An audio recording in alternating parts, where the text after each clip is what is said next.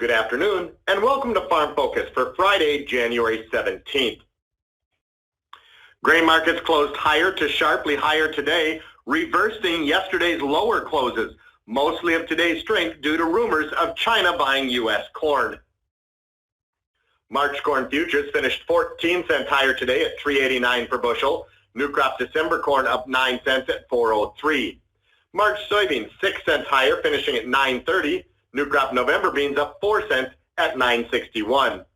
Kansas City March wheat was 10 cents higher on the day, finishing at $4.94. Minneapolis March wheat up 8 cents at $5.58. Outside markets were relatively quiet, but overall providing maybe a light positive influence. Crude oil is currently 8 cents per barrel lower at $58.44. Ethanol up 6 cents per gallon at $1.36. Gold up $11 an ounce at $1,561. The U.S. dollar index up 31 points at 97.37. And the stock market currently 30 points higher, with the Dow Jones trading at 29,328. Livestock markets also finished a little higher, with February live cattle up 23 cents at 126.35. April feeder cattle up 8 cents at 147.88. And February hogs up 80 cents at 67.68. Taking a look at our weekly price summary, March corn futures for the week finished 4 cents higher thanks to today's rally at $3.89 per bushel. The weekly range was 15 cents wide from a low of $3.75 to a high of $3.90. March soybean futures for the week were down 17 cents, finishing at $9.29 per bushel. The weekly range was 29 cents wide from a low of $9.20 to a high of $9.49. Kansas City March wheat futures were unchanged on the week, finishing at $4.94, right where they closed last week. The weekly range was 24 cents wide from a low of $4.80 to a high of $5.04. Minneapolis March wheat also finished unchanged for the week at $5.58 per bushel.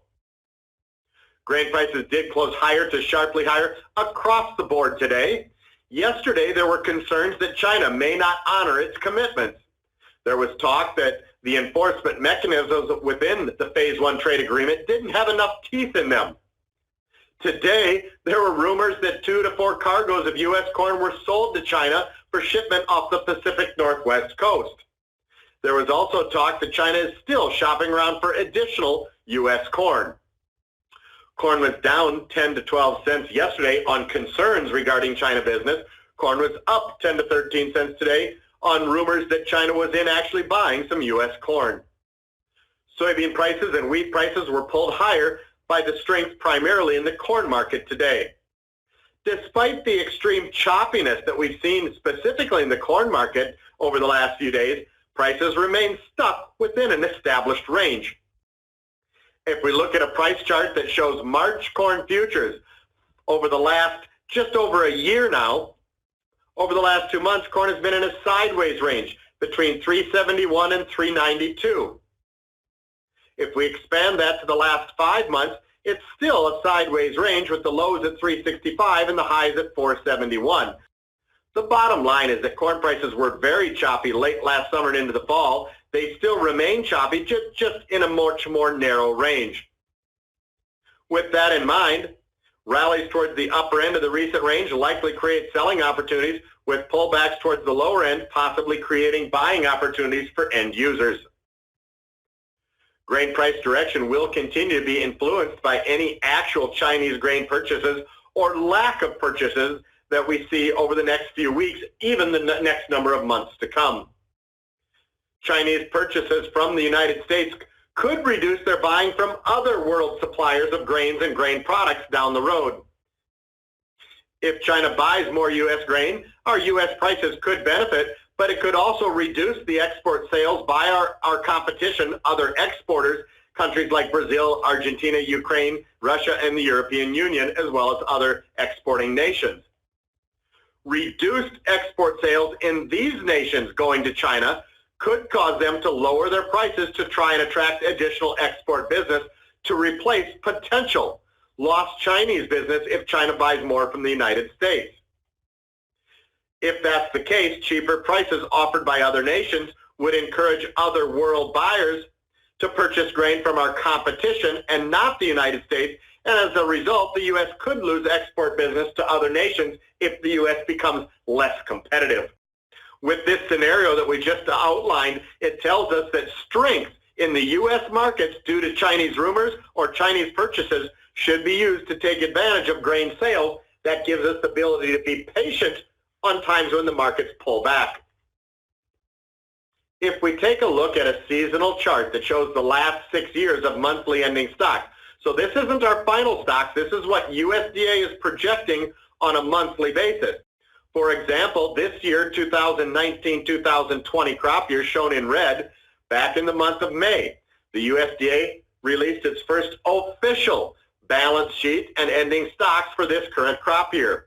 At that time, the USDA was projecting ending stocks between 2.4, actually close to 2.5 billion bushels, and corn prices were down in the lower $3 range. Large acreage losses and the potential for large yield losses as well caused USDA to reduce its estimate for ending stocks to 1.7 billion bushels in the June report. If you recall, then during the summer, USDA produced bearish news in July, August, and September, with stocks rising back to surplus levels. In October, USDA did lower our ending stocks to just above 1.9 billion bushels, but we've remained fairly close to that level the last 4 months. Our current stocks just below 1.9 billion bushels, definitely below what was expected back in 2016-17 and 17-18, but above the stocks levels that we saw in 15-16 and then again in 18-19 shown in yellow. Export announcements of sales to corn to China would definitely be a positive for the markets, but we're not going to run out of corn, and global supplies are adequate as well. That's why we continue to advise using rallies as selling opportunities. Turning to soybeans, a similar chart, the last 6 years of monthly ending stocks from USDA. In the last half of the 2018-2019 marketing year, USDA was projecting stocks at or just around 1 billion bushels. As we started this crop year back in the month of May and June, USDA was again forecasting stocks close to 1 billion bushels.